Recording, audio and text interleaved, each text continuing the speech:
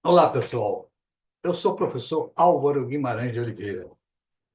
E a pedido de um amigo meu, o grande jornalista Marcelo Sá, eu vou fazer alguns comentários sobre o pacote fiscal. Eu não, eu não posso analisar, porque é uma confusão total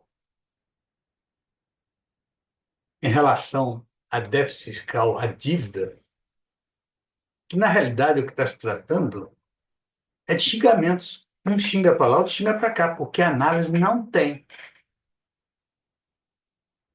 Tanto da direita como da esquerda não sabem o que é déficit público, não compreendem, não sabem como analisar um déficit público. Então xingam. Eles acham que dívida sempre é ruim. Eles acham que déficit público sempre é ruim. Por que isso? Porque não têm consciência do que eles estão fazendo. Eles não sabem, não têm formação para isso.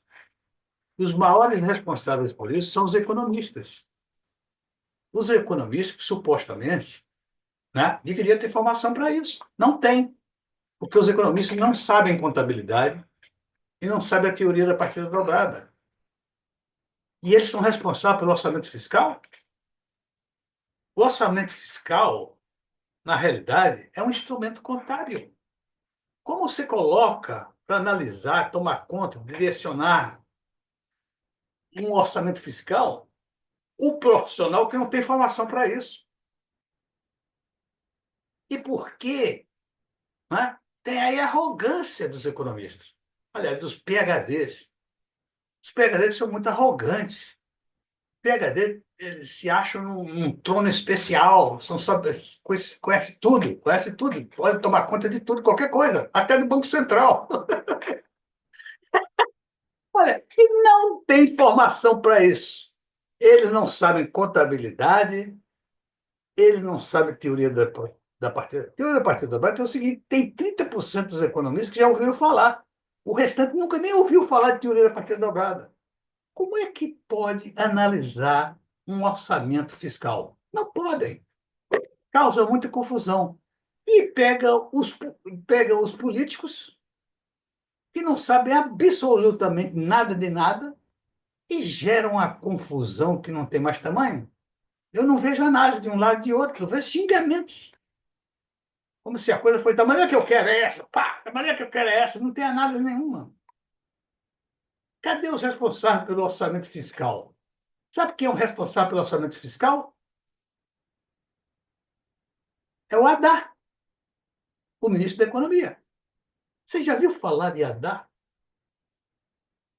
Em alguma competência do Haddad? É um comprovadamente incompetente, fracassou em todas as suas posições no governo.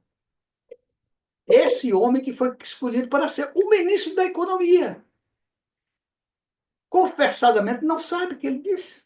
Eu estudou economia 2 meses e esse dia passou nas provas colando, e foi um exemplo para os alunos brasileiros. Exemplo, o ministro da Economia, que está ali, se deu bem. Sabe como ele se deu bem? Colando nas provas de economia. Esse é um dos legados do Haddad. Haddad não sabe nem economia, quanto mais contabilidade e teoria da partida dobrada. Então, o que, é que pode ser? Então, eu vou dizer aqui para você, vou fazer uns ligeiros comentários analíticos. Tá? A primeira delas é o seguinte: eu acho que esse orçamento fiscal e o resultado dele, acho que 70 bilhões no ano seguinte, só que a dívida é 1 trilhão e pancada. Aí você olha assim e diz, poxa, o que está acontecendo? Né? Então, a primeira coisa que eu vejo nesse pacote fiscal é que ele está prontinho, prontinho, na porta lá do Ministério da Economia, para que o carro de lixo da Prefeitura do Distrito Federal o apanhe e leve lá para o lixo do Gramacho. Porque não tem nada esse orçamento. Não se sabe de nada que funcione. E por que colocado, qual a condição e qual o impacto que vai ter, não sabe nada disso. Só sabe xingamentos. Xingamentos de um lado e xingamentos do outro. Se o governo não sabe nada, porque quem é o ministro responsável por ele é o Haddad, Né? A direita não sabe nada. Não fez nenhum economista de direito fazer uma análise especial sobre o orçamento fiscal. Eu vou dizer o seguinte, olha só, um déficit fiscal, o orçamento fiscal é o seguinte, é receitas do governo menos gastos. O que são os gastos? Os gastos é a soma dos investimentos mais despesas.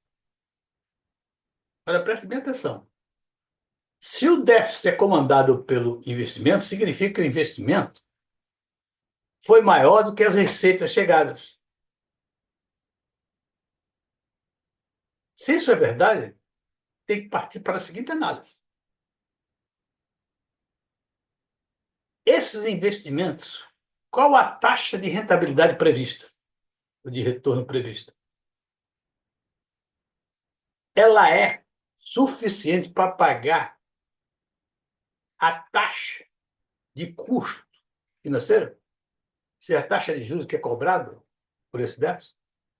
Se for, é isso que é necessário, porque dívida é para isso. Dívida é para resolver, não é para atrapalhar.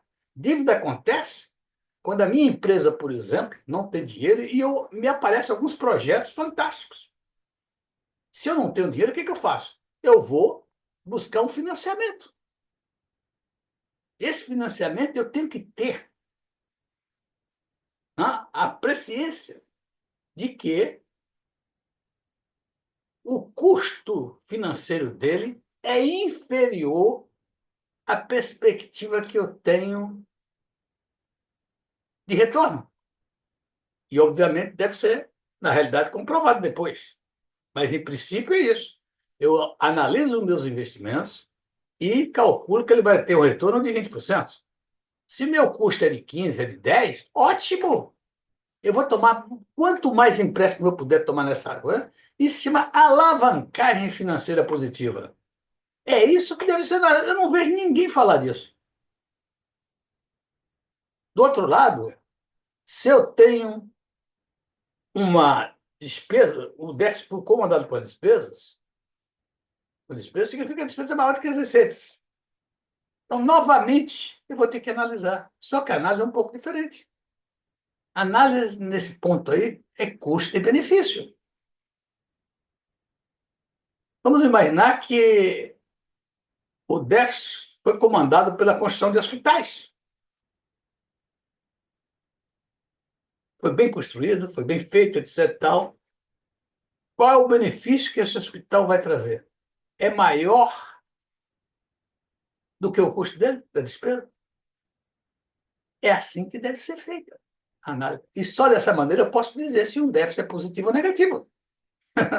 Se um déficit é positivo ou negativo. Porque o déficit pode ser positivo. Positivo quando ele está contribuindo, por exemplo, a alavancagem financeira contribui. Você toma dinheiro emprestado e o dinheiro emprestado contribui para o crescimento da tua empresa no país. E a despesa financeira é outra análise, é custo e benefício. Tá certo? Então, meus amigos, eu não vejo isso aí. Nem nos, nem nos economistas que tratam do assunto, não vejo ninguém falar dessa. Aliás, desculpa, tem um cara só que eu conheço que fala sobre isso.